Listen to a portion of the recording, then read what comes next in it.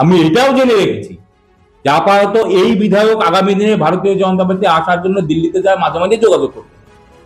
মানুষ ধর্মের সুরসুরিতে নামেতে কর্মের ভিত্তিতে রাজনীতি করতে চায়।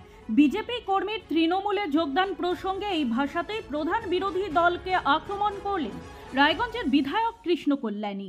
মঙ্গলবার রায়গঞ্জের বিধায়ক কার্যালয়ে প্রায় 50-এর অধিক মহিলা বিজেপি কর্মী তৃণমূলে যোগদান করলেন।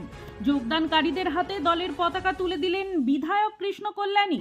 প্রসঙ্গত উল্লেখ্য, যোগদানকারীদের মধ্যে কামিনী কবিরাজ নিজেকে বিজেপির জেলা সভাপতি নিমাই কবিরাজের আত্মীয় হিসেবে পরিচয় দেন।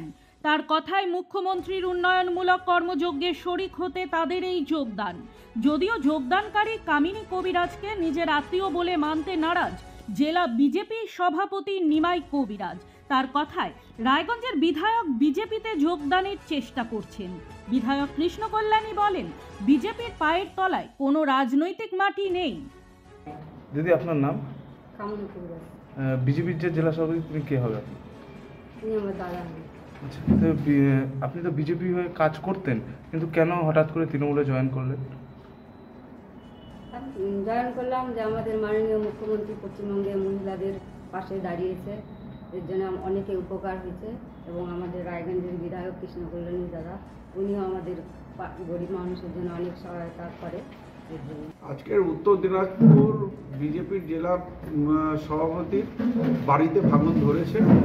আজকে ওনার ভাইয়ের ওয়াইফ কামিনী কবিরাজ, নিয়ার অ্যাবাউট 50 জন মহিলা কর্মী সহ আজকে আমাদের তৃণমূল কংগ্রেসে যোগদান করলে সেই এই কর্মের ভিত্তিতে আগামী দিনে তারা রাজনীতি করতে চায়। ধর্মের সুরসুরিকে তারা ত্যাগ করে আগামী দিনে সাধারণ মানুষের জন্য তারা কাজ করবেন। মমতা বন্দ্যোপাধ্যায় অনুপ্রেরণা। দেখুন, আমার কোনো আত্মীয় বলে জয়েন করে সেরকম আমার জানা নেই, 1 নম্বর কথা।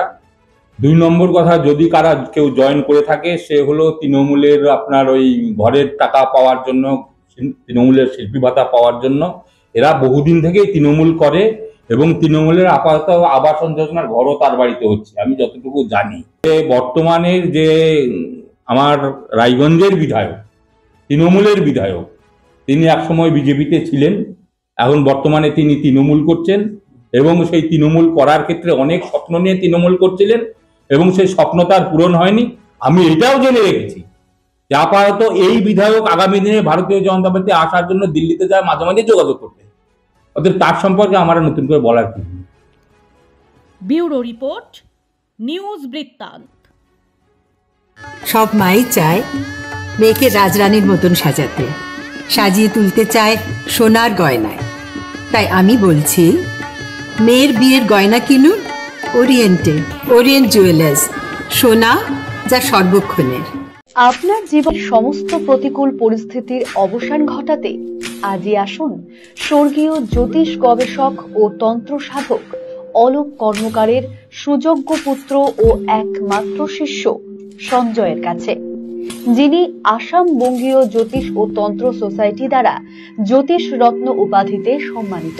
তাই আজই আসুন বংশানুক্রমিক ও সুদক্ষ জ্যোতিষ প্রতিষ্ঠানে।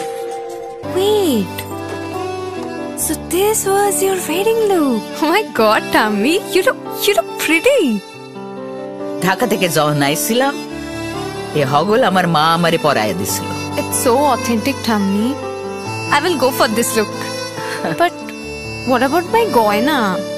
সাদা রঙের রুমালটিতে গোলাপি রঙের কাজ, সব মিলিয়ে দারুণ হবে নতুন কনের সাজ। আমার গয়না আমার শ্রী ঢাকা জুয়েলার্স। অনুভূতি স্মৃতিগুলো থেকে যায় সব সময় আদরে। কুকু কুকু, কিরে হলো? আসছি, লকডাউন সময় তো হয়ে এলো। কিছু স্মৃতির ভাজেই তোলা থাকে শুভারম্ভে প্রাপ্তি। 50 বছরের অভিজ্ঞতায় অগ্নিশ্বর জুয়েলার্স, নিখুঁত গয়নার কারিগরি। অগ্নিশ্বর জুয়েলার্স।